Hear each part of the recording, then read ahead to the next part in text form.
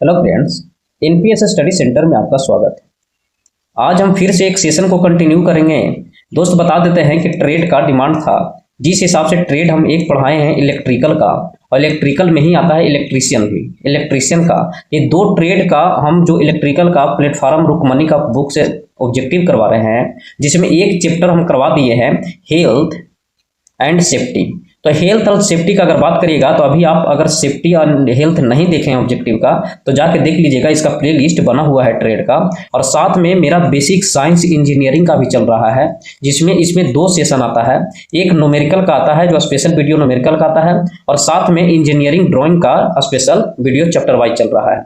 Engineering drawing का बात करिएगा तो इसमें आपको बताते हैं कि इंस्ट्रूमेंट चैप्टर जो है इंजीनियरिंग ड्राइंग में इस सभी ट्रेड वालों को पढ़ना है। तो इंस्ट्रूमेंट चैप्टर है जो एक क्लास इसमें और बचा हुआ है, इसमें लास्ट क्लास है जो 5वां क्लास लगेगा, और इसके बाद इंस्ट्रूमेंट खत्म हो जाएगा। इसी के साथ एक और चैप्टर स्टार्ट करेंगे हम इंजीनियरिंग ड्राइंग में। इंजीनियरिंग ड्राइंग खत्म होने के बाद फिर हम बेसिक साइंस की तरफ जाएंगे, और बेसिक साइंस में भी चैप्टर वाइज आपको ऑब्जेक्टिव करा देंगे। तो यहाँ हम बताए थे कि सेफ्टी एंड हेल्थ का अगर बात करिएगा तो जो पार्ट ए में आपको पेपर है 100 मार्क्स का, वहाँ भी सेफ्टी एंड हेल्थ का सिलेबस में है। और इसी के साथ आप ऑल ट्रेड वाला भी ये वीडियो देख सकते हैं सेफ्टी एंड हेल्थ में। आज हम जो चैप्टर उठाए हैं वो ट्रांसफार्मर का उठाए हैं, और ट्रांसफार्मर में आपको पता है कि जिसे पार्ट ए में इलेक्ट्रिसिटी एक चैप्टर है, तो इलेक्ट्रिसिटी के माध्यम से ट्रांसफार्मर का कुछ फैक्ट वहां से भी पार्ट ए में भी पूछ लिया जाता है। तो इसको भी आप देख सकते हैं ऑल ट्रेड का। तो चलिए सेशन का स्टार्ट करेंगे। इसमें दो सेशन आएगा। ट्रांसफार्मर का अगर बात करिएगा तो ट्रांसफार्मर में दो सेशन आएगा। एक सेशन आएगा जो 40 क्वेश्चन का, और एक सेशन आएगा जो 40 क्वेश्चन का। और ये रुकमनी में टोटल 80 क्वेश्चन इसमें से प्रीवियस पेपर बनाया गया है। आपके सामने है एलपी टेक्नीशियन, डीएमआरसी, एनएमआरसी जितना भी पूछा गया है वो प्रश्न हम करवाएंगे। तो चलिए सेशन का स्टार्ट करते हैं। जिनका पीडीएफ चाहिए जिस कैंडिडेट का, वो टेलीग्राम चैनल से जुड़ सकते हैं। डिस्क्रिप्शन बॉक्स में लिंक दिया हुआ है, वहां से जुड़ के आप यहां से फास्ट रिवीजन कर सकते हैं। तो चलिए स्टार्ट करते हैं।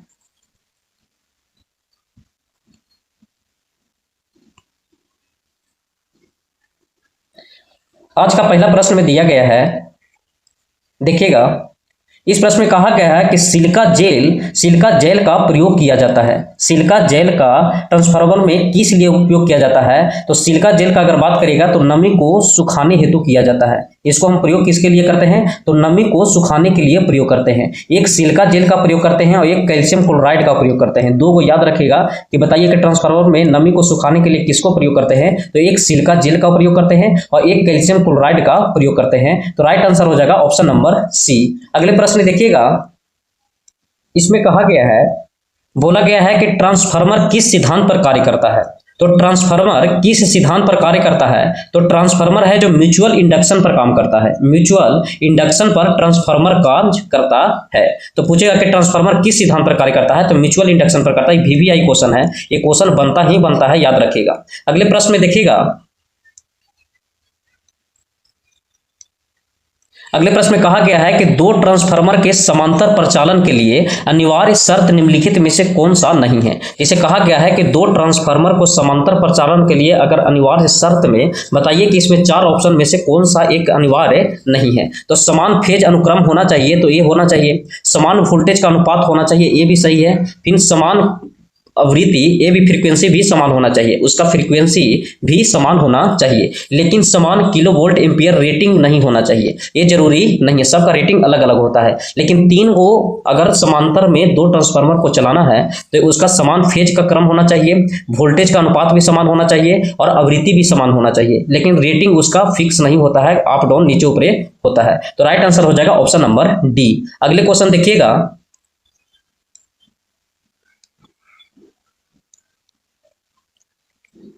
अगले प्रश्न में कहा गया है कि किसी ट्रांसफार्मर में अधिकतम दक्षता के लिए क्या शर्त होता है? किसी भी ट्रांसफार्मर में अधिकतम दक्षता के लिए क्या शर्त होता है? तो अधिकतम दक्षता के लिए कॉपर हानि और लौह हानि बराबर जब हो जाता है तो इसकी दक्षता क्या हो जाता है? अधिकतम हो जाता है। इसकी दक्षता क्या होता है? तो अधिकतम हो जाता है। तो पूछ लेता है कि बताइए कि ट्रांसफार्मर में अधिकतर दक्षता के लिए क्या शर्त होना चाहिए? तो कॉपर हानि और लौह हानि बराबर हो जाता है। कॉपर हानि और लौह हानि बराबर हो जाता है। अगले प्रश्न देखिएगा। बोला कि ट्रांसफार्मर की रेटिंग निम्नलिखित में से ज्ञात किया जाता है। तो ट्रांसफार्मर की जो रेटिंग हम ज्ञात करते हैं वो किलो वोल्ट एम्पियर में ज्ञात करते हैं, किलो वोल्ट एम्पियर में रेटिंग ज्ञात करते हैं। लेकिन इसका बोलेगा कि शक्ति किस में, तो किलो वाट में ज्ञात करते हैं, शक्ति किलो वाट में ज्ञात करते हैं। लेकिन रेटिंग का अगर बात करेगा तो रेटिंग होता है किलो वोल्ट एम्पियर में, किलो वोल्ट एम्पियर में। अगले क्वेश्चन देखिएगा, अगले क्वेश्चन में कहा गया है, बोला गया है कि एक ट्रांसफार्मर किस सिद्धांत पर काम करता है। एक ट्रांसफार्मर है जो किस सिद्धांत पर कार्य करता है, तो अन्योन्य प्रेरण के सिद्धांत पर काम करता है, अन्योन्य प्रेरण के सिद्धांत पर कार्य करता है। और इसी को हम म्यूचुअल इंडक्शन भी कहते हैं। इसको क्या बोलते हैं, तो म्यूचुअल इंडक्शन भी कहते हैं, म्यूचुअल इंडक्शन भी करते हैं। अगले क्वेश्चन देखिएगा, अगले बोला है कि ट्रांसफार्मर को एडी करंट क्षय से रक्षित करने हेतु कोर को बनाया जाता है। जैसे बोला गया है कि ट्रांसफार्मर को, देखिएगा,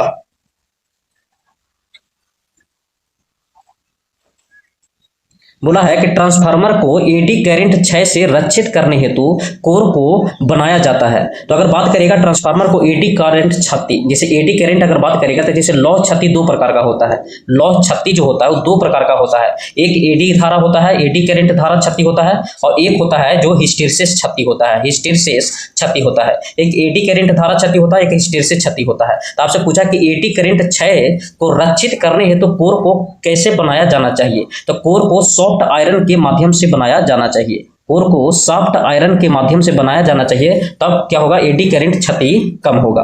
अगले क्वेश्चन देखिए, एडी करंट क्षति का मतलब ये होता है कि बार बार जिससे को गर्म होने लगता है, वो क्या होता है, गर्म होने लगता है। अगले क्वेश्चन में बोला कि एक ट्रांसफार्मर की प्राथमिक और द्वितीयक वाइंडिंग के बीच की फेज का अंतर कितना होना चाहिए। एक ट्रांसफार्मर की प्राथमिक और द्वितीयक वाइंडिंग के बीच फेज का अंतर कितना होना चाहिए, तो इसका फेज का अंतर 180 डिग्री होना चाहिए। अगले क्वेश्चन देखिएगा, अगले प्रश्न में कहा गया है कि संलग्न चित्र में दर्शाया गया ट्रांसफार्मर क्या है। जो संलग्न चित्र है वो दर्शाया गया ट्रांसफार्मर क्या है, तो ये ट्रांसफार्मर होता है जो करंट ट्रांसफार्मर होता है, करंट धारा ट्रांसफार्मर होता है। समझिएगा ट्रांसफार्मर के बारे में, अगर ट्रांसफार्मर का बात करेगा तो ये दो प्रकार के जैसे एक बनता है, एक करंट धारा ट्रांसफार्मर बनता है, एक करंट ट्रांसफार्मर बनता है, और एक बनता है जो पोटेंशियल ट्रांसफार्मर बनता है, एक करंट ट्रांसफार्मर और एक पोटेंशियल ट्रांसफार्मर। करंट ट्रांसफार्मर का काम होता है को धारा को या धारा को मापना होता है। तो ये बताइए, धारा मापेगा तो इसको धारा को डाउन करना पड़ेगा तभी मापेगा। तो ये बताइए कि धारा को डाउन करेगा तो धारा क्या हो जाएगा, धारा डाउन हो जाएगा। तो धारा को मापने के लिए जब धारा डाउन होगा तो वोल्टेज क्या हो जाएगा, बढ़ जाएगा, वोल्टेज क्या होगा, बढ़ जाएगा। इसलिए करंट ट्रांसफार्मर को हम स्टेप अप ट्रांसफार्मर भी कहते हैं, स्टेप अप ट्रांसफार्मर भी कहते हैं। लेकिन पोटेंशियल ट्रांसफार्मर का काम होता है जो वोल्टेज को मापना रहता है। तो पोटेंशियल जब वोल्टेज मापेगा तो वोल्टेज को कम करेगा और धारा को बढ़ाएगा, वोल्टेज को कम करेगा तो धारा ऑटोमेटिक बढ़ जाएगा। तो वोल्टेज को कम करेगा तो ये कौन सा ट्रांसफार्मर हो जाता है, तो स्टेप डाउन ट्रांसफार्मर हो जाता है, स्टेप डाउन ट्रांसफार्मर होता है। तो आपसे चित्र में बोला गया कि जो अमीटर लगा हुआ था, अमीटर का काम है धारा को मापना, और धारा को मापने का काम कौन करेगा, तो करंट ट्रांसफार्मर करेगा, धारा ट्रांसफार्मर करेगा। तो राइट आंसर हो जाएगा ऑप्शन नंबर बी। अगले प्रश्न देखिएगा, इसको हम डिटेल में एनालिसिस इसलिए कर रहे हैं कि चैप्टर जो जुड़ा हुआ है वो पार्ट ए से भी जुड़ा हुआ है, और इलेक्ट्रिसिटी जो पार्ट ए चैप्टर में है, सिलेबस में है, वहां से इसको रिलेट करके क्वेश्चन बना दिया जाता है। अगले क्वेश्चन देखिएगा, इसमें बोला है कि कितनी वाइंडिंग का प्रयोग हम ऑटो ट्रांसफार्मर में करते हैं। तो कितनी वाइंडिंग का प्रयोग ऑटो ट्रांसफार्मर का अगर बात करेगा तो एक काम करते हैं, एक वाइंडिंग रहता है। और ऑटो ट्रांसफार्मर किस सिद्धांत पर काम करता है, तो सेल्फ इंडक्शन पर करता है, सेल्फ इंडक्शन पर के सिद्धांत पर करता है, स्वप्रेरण के सिद्धांत पर काम करता है। तो बोलेगा कि ऑटो ट्रांसफार्मर किस सिद्धांत पर काम करता है, तो स्वप्रेरण पर काम करता है। फिर सिंगल बोलेगा कि ट्रांसफार्मर किस सिद्धांत पर काम करता है, तो ये म्यूचुअल इंडक्शन पर काम करता है, जिसको हम अन्योन्य प्रक्रिया कहते हैं। ठीक है, तो इसका राइट आंसर हो जाएगा option number A, auto transformer. इसमें क्या रहता है, तो सिंगल वाइंडिंग रहता है। अगले क्वेश्चन देखिएगा, अगले क्वेश्चन में कहा गया है कि किस शर्त पर ट्रांसफार्मर की दक्षता अधिकतम होगी। बोला है कि किस शर्त पर ट्रांसफार्मर की दक्षता अधिकतम होगी। तो हम बताए थे कि जब ताम्र छतियां लौ छतियां के समान हो जाती है तो ट्रांसफार्मर की दक्षता अधिकतम हो जाता है। ताम्र छतियां हैं जो लौ छतियां के बराबर हो जाता है, तो इसमें हम कहेंगे कि दक्षता इसका मैक्सिमम हो जाएगा। मतलब मैक्सिमम का मतलब 100% के करीब होगा। अगले प्रश्न देखिएगा,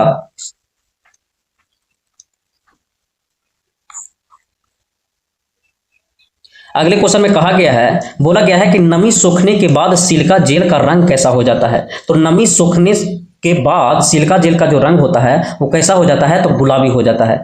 नमी के पहले जो जब ताज़ा रहता है तो उस समय कैसा इसका रंग रहता है, तो इसका रंग होता है जो बैगनी उस समय रहता है। लेकिन ये बताइए नमी सूखने के बाद कैसा हो जाता है, तो गुलाबी हो जाता है। तो राइट आंसर हो जाएगा ऑप्शन नंबर बी।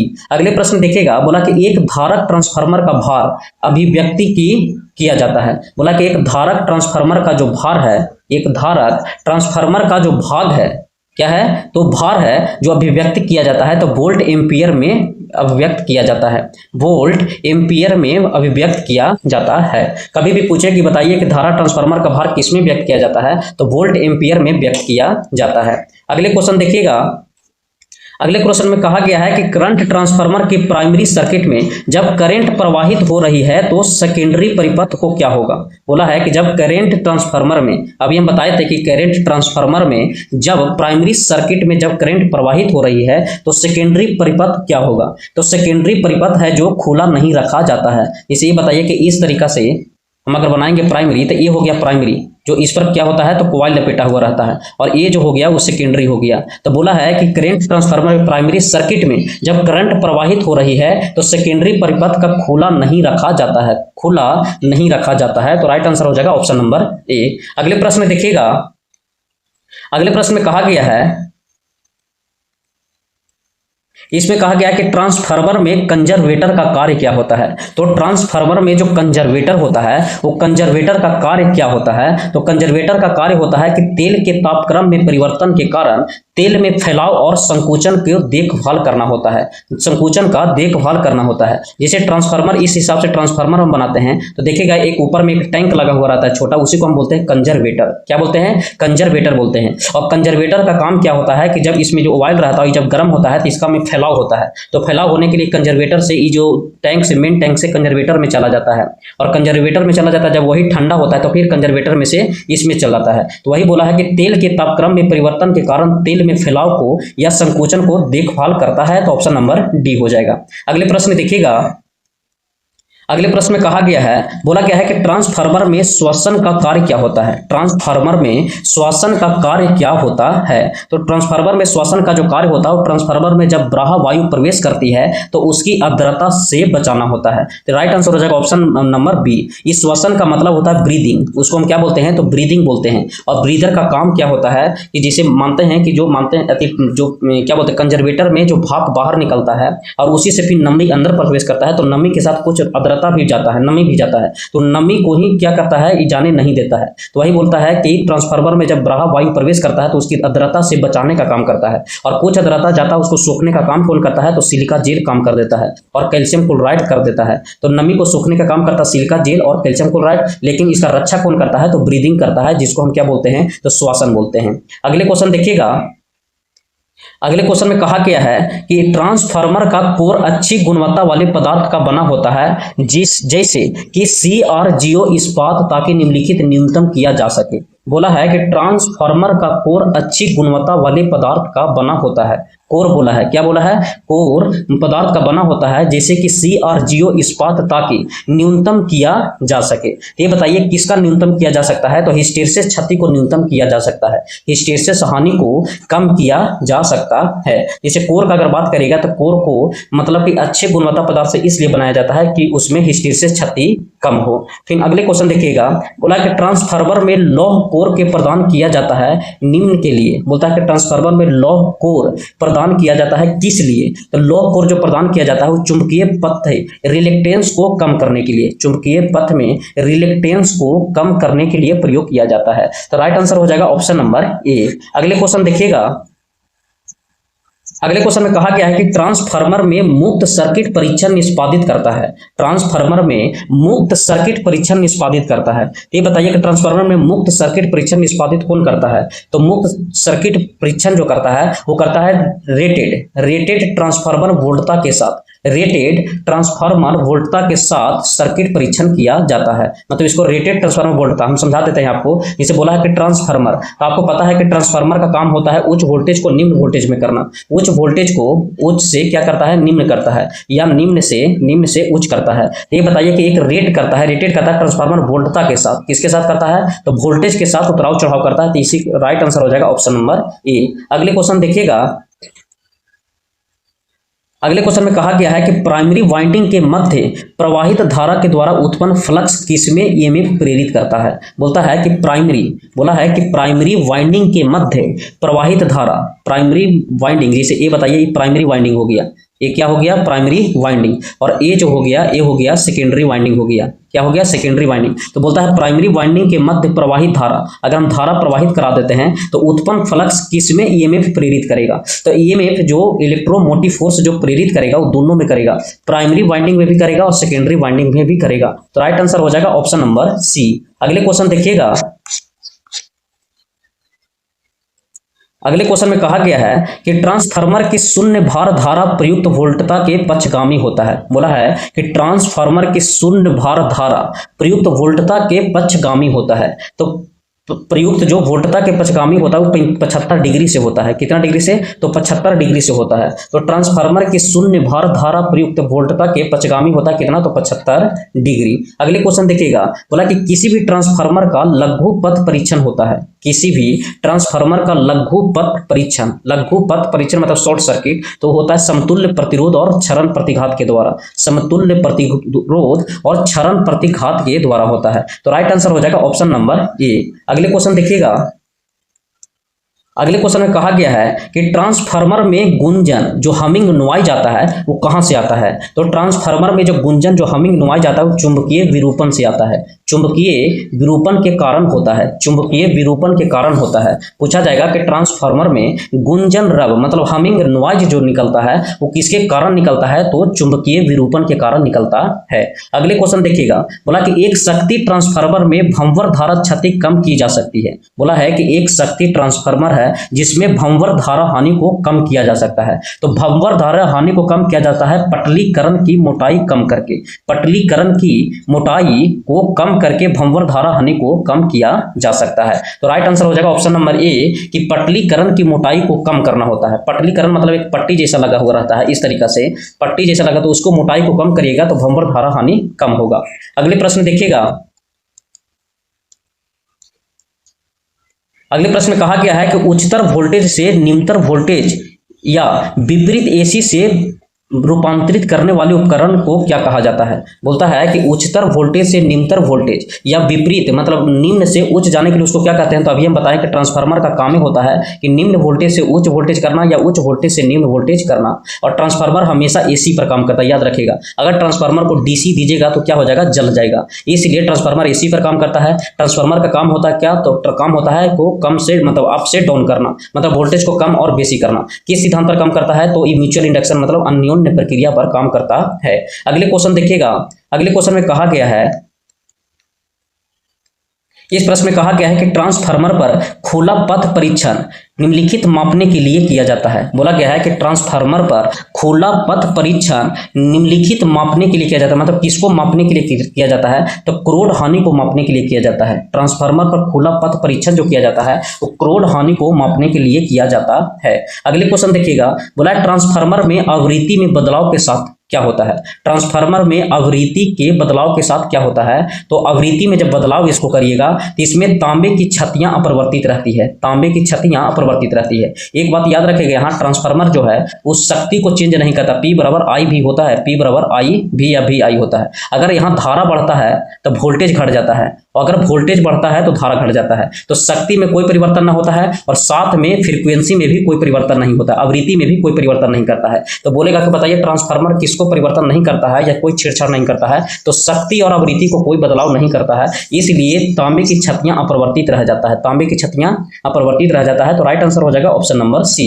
अगले क्वेश्चन देखिएगा, अगले क्वेश्चन में कहा गया है, बोला गया कि ट्रांसफार्मर निम्न पर आवृत्ति में परिवर्तन होने पर न्यूनतम प्रभावित होता है। जैसे बोला कि ट्रांसफार्मर में निम्न पर मतलब बहुत मिनिमम पर आवृत्ति में परिवर्तन होने पर क्या प्रभावित होता है, तो अग्र शक्ति गुणांक प्रभावित होता है, इकाई शक्ति गुणांक प्रभावित होता है और पक्ष शक्ति गुणांक प्रभावित होता है। तो राइट आंसर हो जाएगा ऑप्शन नंबर डी। लेकिन आप अभी बोलिएगा कि अभी तो आप जस्ट बताएं कि आवृत्ति पर निर्भर नहीं करता है, तो देखिए नग्न का बात किया है, एकदम बोला है कि निम्न मात्रा में अगर परिवर्तन होता है तो दोनों को थोड़ा बहुत प्रभावित करेगा। सिंपल ये मान लीजिए कि मानते हैं कि आपको किसी भी शरीर का अगर कोई भी अंग जैसे अवशेष का काम करता है, और अगर उसको अवशेष को अगर हटा देते हैं तो थोड़ा तो फील होगा हटने का अंग से, इसलिए कुछ इसको प्रभावित करता है। तो राइट आंसर हो जाएगा ऑप्शन नंबर डी। अगले देखिएगा, बोला ट्रांसफार्मर में भंवर धारा हानियां निम्न होती है। ट्रांसफार्मर में भंवर धारा जो हानियां होती है वो कहाँ होती है? तो भंवर धारा हानियां जो होता है वो कोर में होता है। कहाँ होता है? तो कोर में भंवर धारा हानियां होता है। अगले प्रश्न देखिएगा, अगले क्वेश्चन में कहा गया है, बोला गया कि ट्रांसफार्मर के चुंबकीय घटक का शक्ति गुणांक कितना होता है? तो ट्रांसफार्मर के चुंबकीय घटक का शक्ति गुणांक जो होता है वो शक्ति गुणांक क्या होता है? तो शून्य होता है। क्या होता है? ट्रांसफार्मर का शक्ति गुणांक पूछेगा तो शून्य होता है। ट्रांसफार्मर का शक्ति गुणांक शून्य होता है, शक्ति में कोई परिवर्तन नहीं करता है, आवृत्ति में भी कोई परिवर्तन नहीं करता है। फिर बोलता है स्पंद ट्रांसफार्मर में निम्न का प्रयोग किया जाता है। स्पंद ट्रांसफार्मर में किसका प्रयोग किया जाता है? तो फेराइट कोर का उपयोग किया जाता है। स्पंद में किसका? तो फेराइट कोर का प्रयोग किया जाता है। अगले क्वेश्चन देखिएगा, ट्रांसफार्मर में कौन सी क्षति है जो भार के अनुसार अत्यधिक बदलती है? तो भार के साथ बदलती है तांबा हानि क्षति। कहा कि तांबा हानि क्षति है जो डायरेक्टली प्रोपोर्शनल करता है भार के, क्या होता है? समानुपाती होता है। तो तांबा हानि है जो भार के समानुपाती होता है। अगर भार बढ़ाइएगा तो तांबा हानि भी बढ़ता है। तो वही बोला है कि ट्रांसफार्मर में कौन सी क्षति है जो भार के अनुसार अत्यधिक बदलती है? तो अत्यधिक बदलता कौन है? तो तांबा हानि बदलता है। अगले क्वेश्चन देखिएगा, अगले क्वेश्चन में कहा गया है कि इनमें से कौन सा एक स्टेप अप ट्रांसफार्मर के बारे में सही है? तो स्टेप अप और स्टेप डाउन के बारे में समझिएगा। जैसे कि ये बताइए कि प्राइमरी हो गया और ये जो हो गया सेकेंडरी हो गया। तो स्टेप अप में जैसे कि ये बताइए कि कॉइल हम प्राइमरी में किए और इसी तरीके से सेकेंडरी में कर दिए, सेकेंडरी में, तो ये बताइए कि कॉइलों की संख्या प्राइमरी से सेकेंडरी में ज़्यादा है। तो ये हो गया स्टेप अप हो गया। स्टेप अप का मतलब ये हुआ कि निम्न वोल्टेज से उच्च वोल्टेज होगा, निम्न वोल्टेज से उच्च वोल्टेज होगा। तो ये बताइए कि फेरों की संख्या कहाँ ज्यादा हुआ है? तो बोला है कि कौन सी एक स्टेप अप ट्रांसफार्मर है? तो स्टेप अप ट्रांसफार्मर में सेकेंडरी होता है जो ज्यादा होता है, सेकेंडरी ज्यादा होता है प्राइमरी से, सेकेंडरी ज्यादा होता है प्राइमरी से। तो बी आंसर इसका राइट होगा। और देखिए सी भी दिया है तो इसका आंसर दोनों बी और सी दोनों होगा। तो राइट आंसर हो जाएगा कि सेकेंडरी की तुलना में, प्राइमरी की तुलना में सेकेंडरी में कॉइलों की संख्या ज्यादा रहने के कारण ये क्या हो गया? स्टेप अप हो गया। इसी का उल्टा हो जाएगा कि अगर कॉइलों की संख्या प्राइमरी में ज्यादा है और सेकेंडरी में कम है तो वह स्टेप डाउन ट्रांसफार्मर हो जाता है। तो राइट आंसर हो जाएगा ऑप्शन नंबर सी और बी दोनों। अगले क्वेश्चन में देखिएगा, अगले में कहा गया है कि ट्रांसफार्मर कोर के निर्माण में प्रयुक्त सामग्री कौन सा होता है? तो ट्रांसफार्मर के जो कोर बना होता है वो सिलिकॉन स्टील का बना होता है। सिलिकॉन इस्पात या सिलिकॉन स्टील का कहते हैं, स्टील को ही इस्पात कहते हैं। तो बोलेगा कि ट्रांसफार्मर का जो कोर बना होता है, जो पट्टी हम बोलते हैं, इस तरीके से देखिएगा ट्रांसफार्मर में पट्टी लगा हुआ रहता है, वो सिलिकॉन स्टील का बना होता है, सिलिकॉन स्टील का बना होता है। तो राइट आंसर हो जाएगा ऑप्शन नंबर डी। अगले क्वेश्चन देखिएगा,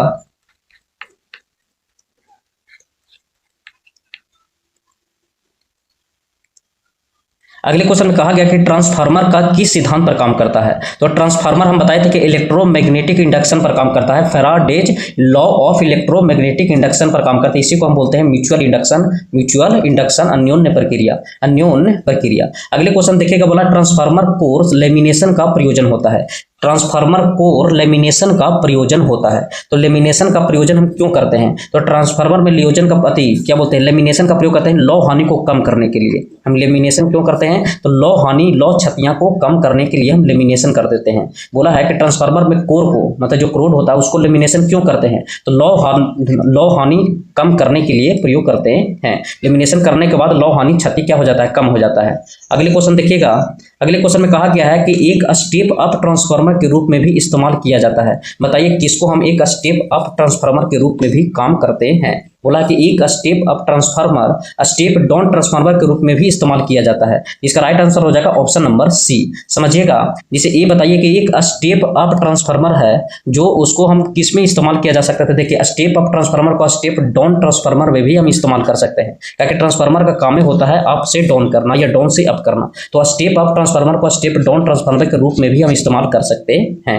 अगले क्वेश्चन देखिएगा, बोला कि आदर्श ट्रांसफार्मर में शून्य लोड पर प्राथमिक कुंडलन की धारा, मतलब धारा आईपी जो होता है वो होता है वोल्टेज ईपी से 90 डिग्री पिछड़ जाता है। वोल्टेज ईपी से 90 डिग्री पिछड़ जाती है। बोला है कि आदर्श ट्रांसफार्मर में शून्य लोड पर प्राथमिक कुंडली की धारा जो आईपी होता है वो आईपी वोल्टेज ईपी से 90 डिग्री पिछड़ जाता है।